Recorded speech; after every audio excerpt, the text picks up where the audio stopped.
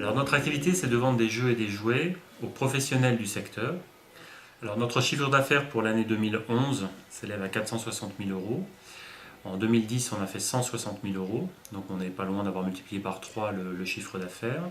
Et on est sur des perspectives sur 2012, parce qu'on a ouvert de nouvelles enseignes avec lesquelles on ne travaille pas du tout jusqu'à présent, qui nous font espérer une progression de chiffre d'affaires relativement importante. La plupart de ces produits, on les achète à l'étranger et on les vend avec des contrats d'exclusivité sur la France, mais quelques-uns de ces produits sont des fabrications maison. Avec l'évolution de chiffre d'affaires de la société, on va reprendre cette partie-là qu'on avait laissée un petit peu de côté depuis quelques temps, donc pour créer de nouveaux produits sous notre propre marque. Et puis surtout, on va continuer à chercher d'autres distributeurs étrangers qui veulent s'implanter sur la France par l'intermédiaire de sociétés comme la nôtre.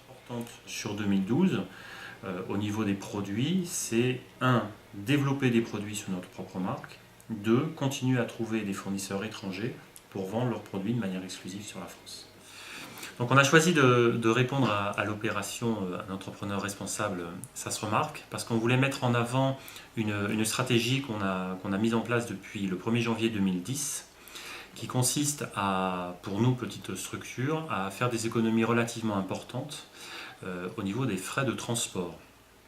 Ceci étant lié à notre principal client qui s'appelle Carrefour. Donc on travaille avec le groupe Carrefour depuis 3 ans maintenant. Et au 1er janvier 2010, on a décidé non plus de gérer le stock de produits qu'on vendait à Carrefour, mais dans l'un des 6 entrepôts français de Carrefour. On estime qu'on a à peu près divisé par 2 les coûts de transport.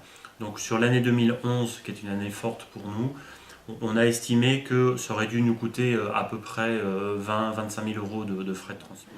Donc ça, c'est très important en termes d'économie financière. On peut aussi rajouter que c'est très important en termes d'économie de CO2.